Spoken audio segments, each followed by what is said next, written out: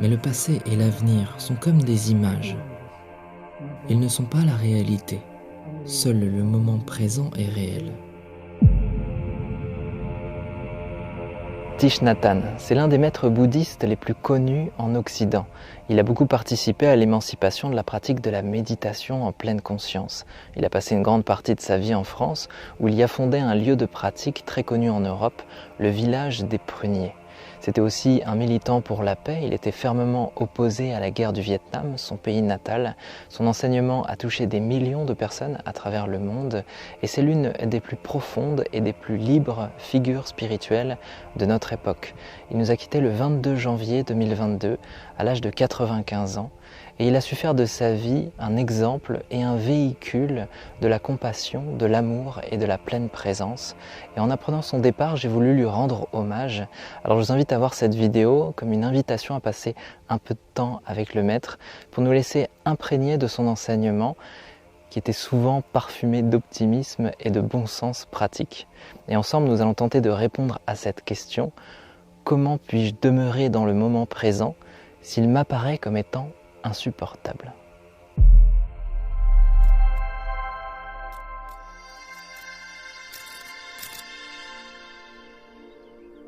Au village des Pruniers, nous disons toujours « Ne nous laissons pas emporter par le passé ou par l'avenir.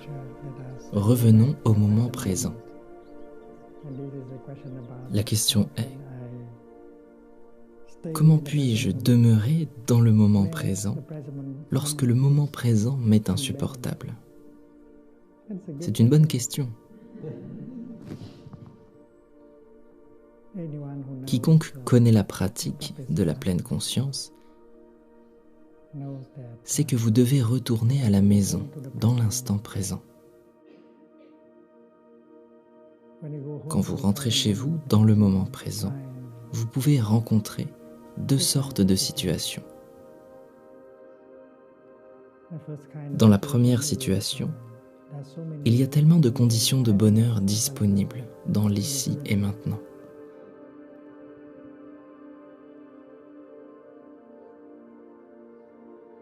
Quand vous inspirez et ramenez votre esprit à votre corps, chez lui, vous vous établissez dans le moment présent. Vous trouvez tellement d'éléments rafraîchissants et porteurs de guérison disponibles dans le moment présent.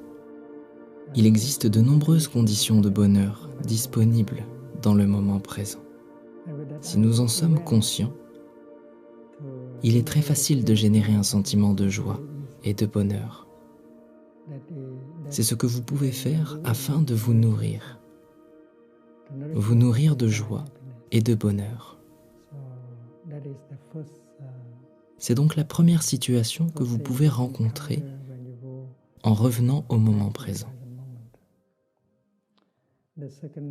Dans la seconde situation, lorsque vous retournez au moment présent, vous pourriez rencontrer une sensation douloureuse, ressentir une émotion douloureuse présente en vous.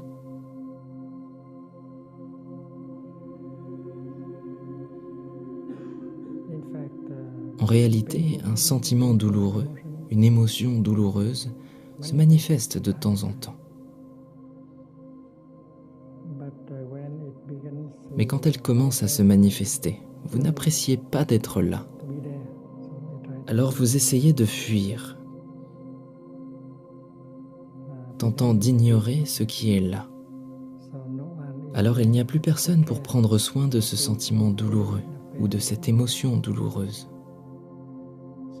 Ainsi, en revenant au moment présent, ici, il ne s'agit plus de reconnaître les éléments de joie et de bonheur, mais d'avoir une chance de prendre soin de la douleur présente à l'intérieur de nous, afin de la transformer. Alors même si le moment présent est insupportable, revenir à ce moment présent est notre seule chance de faire quelque chose pour calmer et transformer la situation. La plupart des gens ne font pas comme ça, parce qu'ils ont peur de revenir en eux-mêmes, chez eux, et de toucher leur peine à l'intérieur. et d'être submergés par la souffrance. C'est pourquoi leur pratique consiste à la fuir, imaginant quelque chose à oublier à propos du futur, quelque chose à oublier dans le passé. Mais le passé et l'avenir sont comme des images. Ils ne sont pas la réalité. Seul le moment présent est réel.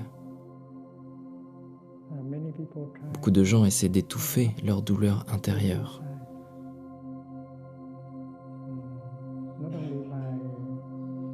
Non seulement en se réfugiant dans le passé ou en fuyant vers le futur,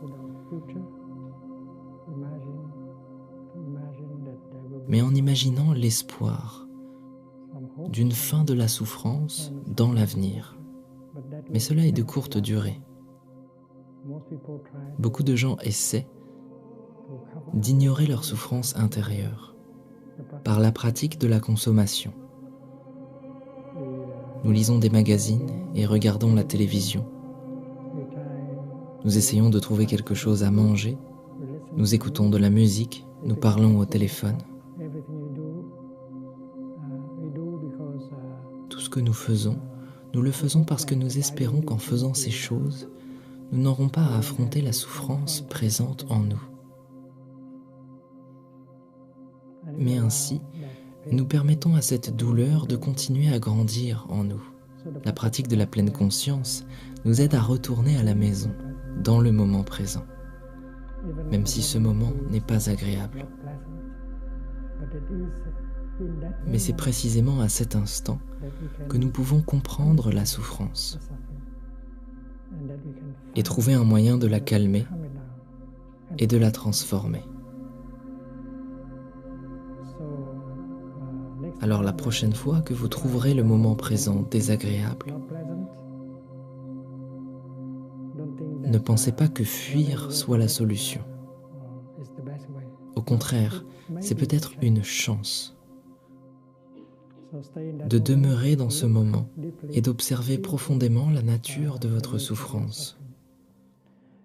Si vous savez pratiquer la respiration consciente ou la marche en pleine conscience, vous générez l'énergie de la pleine conscience.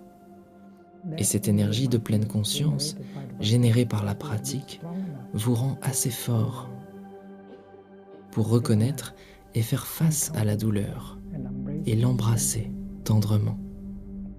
En embrassant votre douleur avec tendresse, quelques minutes suffisent pour ramener le calme en vous.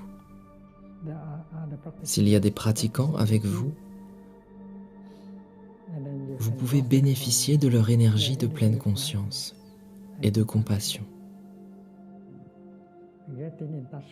Entrer en contact avec la souffrance nous permet de comprendre la souffrance. L'énergie de compassion, la compréhension et la compassion ont le pouvoir de nous guérir, vous guérir et guérir les gens autour de vous à ce moment-là.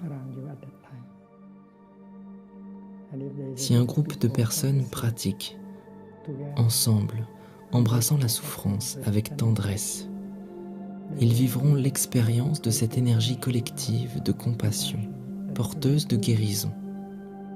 Souffrant moins, ils seront en situation d'aider d'autres personnes à faire de même. Il y a un bodhisattva dont le nom est Kshitigarbha.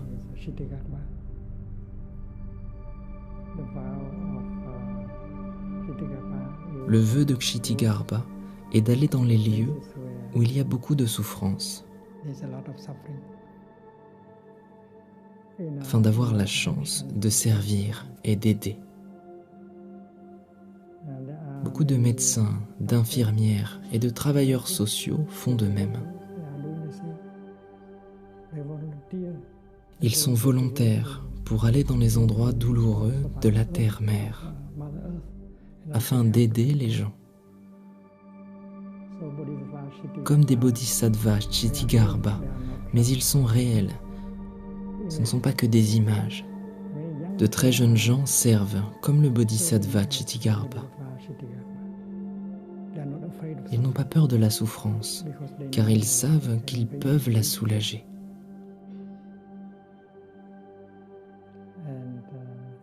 Le Bodhisattva Chitigarbha a un fort pouvoir, une source d'énergie. C'est l'aspiration. Le troisième type de nourriture, la volition.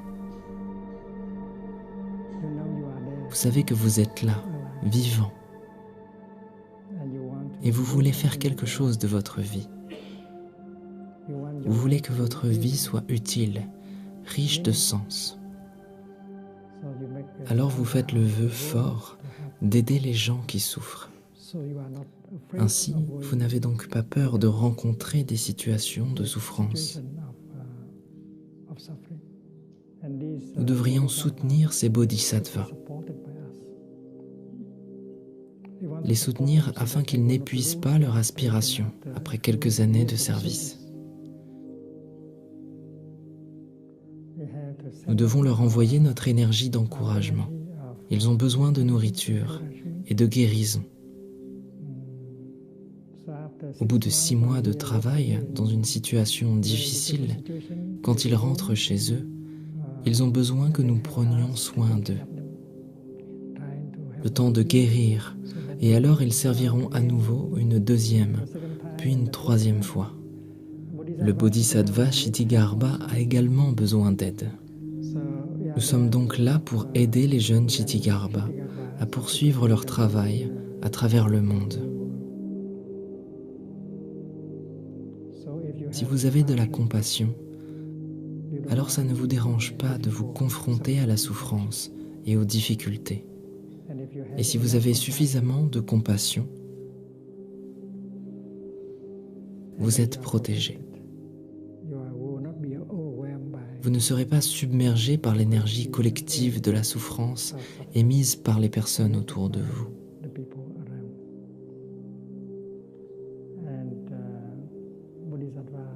Le Bodhisattva Chitigarbha sait qu'il a besoin d'une Sangha pour pouvoir poursuivre sa tâche pour longtemps. Voici pourquoi la pratique ne doit pas seulement être individuelle. La pratique doit également être collective pour convaincre les personnes de notre famille de rejoindre la pratique. La meilleure façon, c'est de devenir une personne de plus en plus agréable, de jour en jour. Plus souriant, plus doux, de plus en plus doux. Ainsi, ils verront qu'ils bénéficient également de la pratique. Quand votre famille, votre communauté bénéficient davantage d'harmonie, de santé, de fraternité et de sororité, alors notre aspiration devient plus facilement réalisable. Sans Sangha, sans un groupe, notre rêve ne peut pas se réaliser. Non seulement nous essayons en tant qu'individus, mais nous savons qu'en agissant en tant que groupe, en tant que Sangha, c'est toujours beaucoup mieux. Thich Nhat Hanh avait pour habitude de partager ses enseignements à travers de longues conférences ou à travers des livres où il pouvait bien développer ses idées. Aujourd'hui, nous n'avons assisté qu'à un court extrait, alors je vous propose de replonger à travers quelques-uns des grands principes pour essayer de leur donner un côté pratique dans le quotidien et que vous puissiez les appliquer de la manière la plus bénéfique jour après jour. La première grande idée qui revient, c'est l'idée selon laquelle, dans le moment présent, il y a de multiples opportunités de s'aligner avec la possibilité de créer consciemment un sentiment de joie et de bonheur. Et c'est une grande idée, c'est une idée certainement très intéressante pour la plupart d'entre nous, mais une idée qui peut rester à l'état de concept si on n'a pas vraiment d'outils pratiques pour en faire l'expérience. Alors j'aimerais partager avec vous une des manières avec laquelle Thich Nhat Hanh nous enseignait l'art de transformer le moment présent en une sensation de joie et de bonheur. Ce qu'il nous disait, c'est que lorsque on se met dans une pratique de méditation, on peut faire l'expérience de sensations. On est traversé par ces sensations, et ces sensations, on peut les classer selon 3 critères: agréables, désagréables ou neutres. Et selon lui, toutes les sensations neutres sont en fait des opportunités de créer consciemment un sentiment de joie et de bonheur. Alors comment ça marche exactement? Lorsque vous posez dans une posture de méditation, vous revenez à votre souffle et vous allez observer qu'effectivement vous êtes habité, traversé par certaines sensations et vous allez focaliser votre attention sur, au choix, une sensation neutre. La respiration, on peut la qualifier de sensation neutre.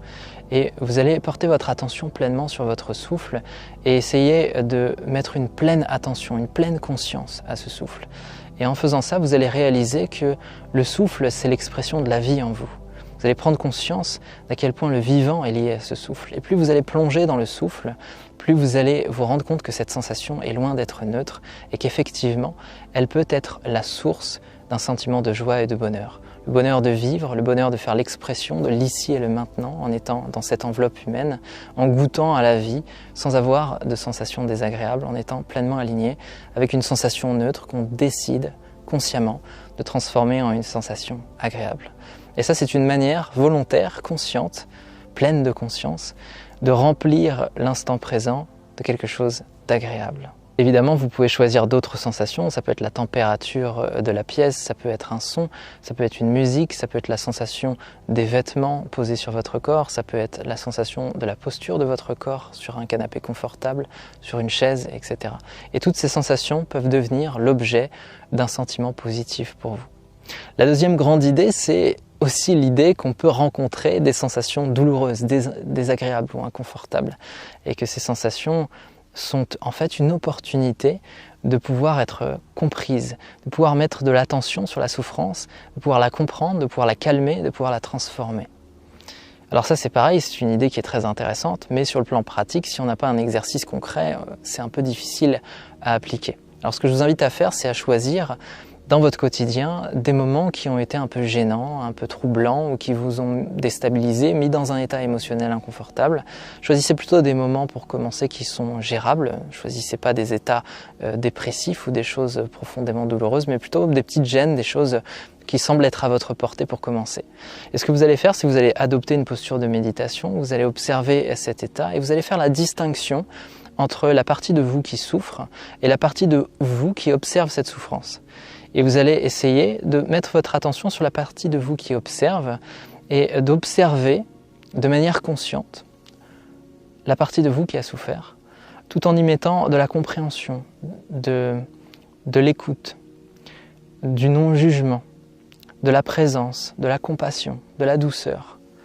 Et vous allez observer la partie de vous qui, pendant ces épisodes, a souffert. Et vous allez rester comme ça en présence avec elle, comme si vous vouliez l'englober par votre présence, l'envelopper par votre compassion et essayez de faire durer cet exercice dans le temps. Vous allez voir qu'à force de faire ça, eh bien, cette douleur va s'éloigner, elle va se calmer et peut-être même que vous allez mieux la comprendre, mieux en comprendre la racine, mieux comprendre comment la gérer et certainement être plus à l'aise avec le fait de souffrir dans le quotidien. Et donc le fait d'entraîner cette aptitude, ça revient à cultiver une énergie de pleine conscience, une énergie de pleine attention et plus cette énergie en vous est forte, plus vous allez pouvoir exercer sur votre esprit votre propre médecine. Et c'est là qu'on rejoint un troisième grand principe de l'enseignement de Thich Nhat Hanh qui était le fait que la pleine attention, la pleine conscience, c'est une énergie. Cette énergie, elle se cultive, mais elle peut aussi s'épuiser. Lorsqu'on est praticien, par exemple, lorsqu'on cherche à apporter de l'attention autour de nous, à aider, eh bien, on va avoir besoin de compassion, de compréhension, de ces ressources et on va devoir les rendre disponibles pour les patients. Et aujourd'hui, on sait que plus un patient est encadré par un personnel soignant qui est rempli de compassion, de tolérance, d'amour, d'écoute, de compréhension, de non-jugement, eh bien, plus le patient va être susceptible de guérir bien et de guérir vite. Alors ce sont des énergies qui sont très importantes, mais ce sont des énergies qui s'épuisent. Et à un moment donné, effectivement, le praticien, celui qui fait don de son énergie, a besoin aussi de retrouver un espace pour lui-même. Et j'aimerais simplement profiter de cette discussion pour essayer de vous inviter, si vous avez un petit moment de faiblesse, ne vous oubliez pas. Et si jamais vous êtes traversé par des moments vraiment d'intense douleur, n'oubliez pas aussi que parfois vous n'avez pas forcément les outils pour vous soigner vous-même, pour exercer sur vous votre propre médecine. Vous avez peut-être besoin aussi, parfois, de l'encadrement des autres. Et ça fait partie des enseignements que partageait Thich Nhat Hanh, la nécessité d'avoir autour de soi une communauté de pratiques qui sont là pour relayer les moments où on est un peu moins bien, où on a besoin d'aide. Il ne faut pas oublier que Thich Nhat Hanh, il me semble qu'en 2014, a eu un AVC Et donc bien que la plus grande partie de sa vie, il ait donné son attention, son énergie au service de transmission, au service de pratique et de partage, eh bien la fin de sa vie, il a eu besoin de beaucoup d'attention et cette attention, il l'a reçue. Il l'a reçue par sa Shanga qui a été présent jusqu'à son dernier souffle et qui a, si vous retrouvez des images ou des photos de comment il était à la fin de sa vie, vous verrez qu'il était toujours très très entouré. Et donc même s'il a beaucoup transmis, il a eu un moment besoin de beaucoup recevoir. Et ça fait complètement partie de l'enseignement qu'il a légué. Et enfin, une dernière chose qui n'a pas été évoquée dans cette vidéo, c'est la nécessité de voir la mort différemment. Et dans le bouddhisme, cet apprentissage se fait très tôt, puisqu'on s'entraîne beaucoup à porter notre attention sur l'impermanence, sur l'interconnexion entre les choses et sur le fait que tout est changement. Et le flot continuel de conscience qui fait l'expérience de la vie à travers une enveloppe humaine, à un moment donné, fera l'expérience de la vie à travers une autre forme. Et donc lorsque le maître part, le maître fait simplement l'expérience d'une forme qui est différente. Et tous les pratiquants autour de lui, qui pourraient être attachés à la forme, à la présence physique du maître, finalement s'entraînent davantage à porter leur attention sur la présence de ce qui en le maître les inspire, pour vivre cette présence en eux-mêmes. C'est-à-dire que dans le bouddhisme, on considère qu'il y a les plus belles qualités humaines, tout comme les pires, dans tous les êtres. Et qu'il appartient aux pratiquants de s'entraîner à cultiver ces qualités humaines consciemment. Et donc quand on est avec un maître, en fait, on est avec les plus belles qualités humaines exprimées à travers l'enveloppe charnelle du maître. Mais cette énergie, eh bien, elle peut se transformer et on peut la retrouver dans toutes les choses autour de nous, comme on peut la retrouver dans tous les êtres autour de nous, que ce soit des enfants, que ce soit végétal, animal. J'ai entendu des disciples à la mort de Thich Nhat Hanh parler du fait qu'ils voyaient maintenant leur maître s'exprimer à travers tout, à travers les éléments, à travers les nuages, à travers les végétaux, à travers tout ce qui était dans leur environnement. Et en fait, je pense que c'est peut-être l'un des enseignements les plus beaux qui consiste à considérer que personne ne meurt. Simplement, il y a une transformation, il y a un processus de transformation. La disparition physique n'est pas une disparition totale, puisqu'on peut toujours goûter à la présence d'un être. La forme a changé, mais l'énergie, la conscience est toujours là, elle est toujours présente, et on peut toujours se connecter à elle. Ce que je pourrais dire pour finir cette vidéo, c'est que le maître n'est pas mort, il a simplement changé de forme. Je vous invite à plonger un petit peu dans les enseignements de Thich Nhat Hanh, peut-être en allant sur la page du village des pruniers, en regardant les vidéos de lui en français et en essayant d'un petit peu mieux comprendre pour peut-être certainement mieux pratiquer les enseignements qu'il a pendant toutes ces années transmis à sa communauté. Ce sont des enseignements qu'il a voulu lui-même laïques. Il a fait beaucoup d'efforts pour faire une séparation entre sa tradition bouddhiste et la pratique de la méditation, de telle manière à ce que beaucoup de gens puissent venir et ne pas se sentir dans un mouvement religieux, mais plutôt dans une shanga, c'est-à-dire une communauté de gens qui apprennent à entraîner leur esprit.